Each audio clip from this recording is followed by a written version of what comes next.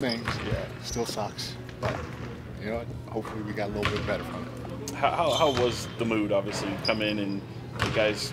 Did you feel like they wore the message well? You wanted it to sting. Sound like you kind of gave them some words last night. I hope so. You know, I do. I believe in this group. I believe this group is competitive. I believe they want to win. I've seen it. You know, I felt it. And, you know, and I understand, like said last night, I understand there's some games you're going to kind of trick off or however you want to call it, you know, because everybody's in the NBA and they're talented and anything can happen on any given night. But I don't believe any of us, starting with me, could say we'd be able to look ourselves in the mirror and say we left it out on the floor last night. And again, that's not anything to the Pistons and the job they did and Ivy and Monty. It's just how we feel as a team and who we think we are. Mike, NBA trade deadline comes and goes, same exact group that you're going to walk into the second half with. Is there a little bit of like pressure off you guys because of that, like where you know this is your group and who's going to be here? Maybe it might be with some guys because you know, sometimes guys want to be traded, sometimes they don't. But it's a pain for it to happen. You know, I mean, uprooting your family and your life and all that other stuff, and it might be, you know, a relief to some guys. You would have to ask them altogether. I know as a head coach, you know that okay, hey, from this point forward, kind of sort of like you said, we don't. That's one less quote unquote distraction that you have to deal with. But that's part of our business, and that's a part that is unfortunate, but we have to be able to deal with it on a yearly basis. Is for you as a coach, does it kind of like this is who I've got? Like whatever it is we're going forward, I've got to figure out how to get this done with this group. Jane, I really feel like that's my mentality anyway. Always. Yeah. And I like this group, man, and I believe in this group.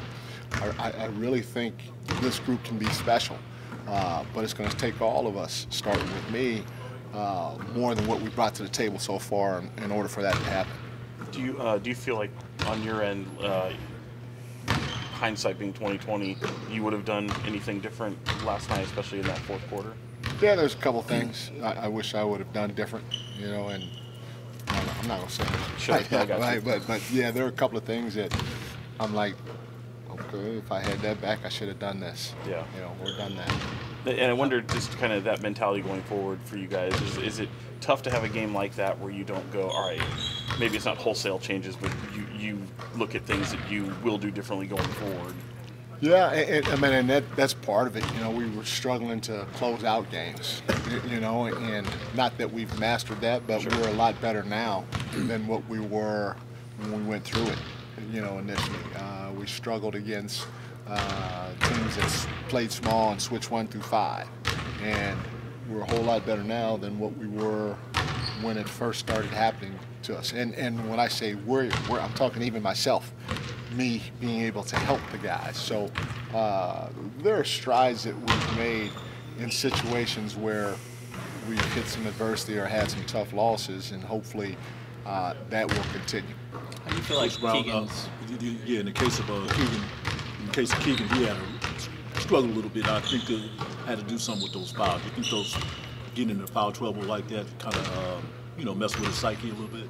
Yeah, you know, he's a young guy, and it's tough when you get into foul trouble like that because, you know, for us, we're like, okay, well, I don't know if I quite trust him yet because he's young and he hasn't been through it and shown that he can not foul if he has 4 or something like that, or 2 in the first quarter. So we try to leave him out there some so it doesn't mess with his rhythm. But the reality of it is, you know, when he picks up those early fouls and he's in foul trouble, it turns into a choppy game for him, and it messes with his rhythm. And usually when you're a player, and I mean you all played on the playground, if your rhythm's not there, it can mess with your psyche a little bit, you know.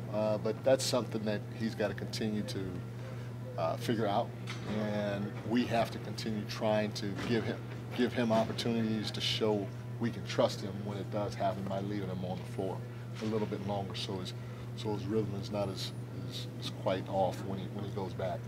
How do you feel like that foul trouble affected you guys defensively in the fourth quarter with Ivy doing what he did? I mean, it did impact us, a little bit because, if Keegan wasn't in foul trouble, maybe he might be in the flow of the game a little bit better. And then at the end of the day, if he's not our top perimeter defender, he's definitely one of two. So there's a good chance he could have been on the floor to help in that situation. But it is what it is, We rolled with it, and you give credit to Ivy. He had a heck of a game, including the fourth quarter. And on the other end of the floor for Keegan, it seems like HB's been getting more involved recently, and obviously there's only so many shots that can go around. So how do you kind of balance getting Keegan more reps to continue getting developed and also just maintaining the flow and everybody else getting their touches? Well, so we play fast, and I don't call a lot of plays, and like you said, so the play calls are limited, and we got a lot of guys that we can go to in a lot of different situations, and so similar to what H did at times, Keegan's going to have to just be aggressive in the flow of our offense, and that doesn't mean run to the ball all the time, but the way our guys play and the way they share the ball, if you move and you're in the right positions or spots and your spacing is at a high level, the synergy of the ball seems to find you. And that's what basically started happening with H, and he took advantage of it. And so Keegan's going to have to do that. Maybe run the floor a little bit harder, or a little bit faster. Fly off that DHO with Domas a little bit harder and look to turn the corner. If there's nobody there, try to get to the rim to finish. If they go under, shoot it. But guys can find different ways to get involved without their number called, because I think they all know the way we like to play. It's free-flowing, it's conceptually, and there's not going to be a lot of me trying to slow it down. Hey, no, go to this, unless it's at the end of a game, and or sometimes after dead ball situations or free throw situations, which is not a ton.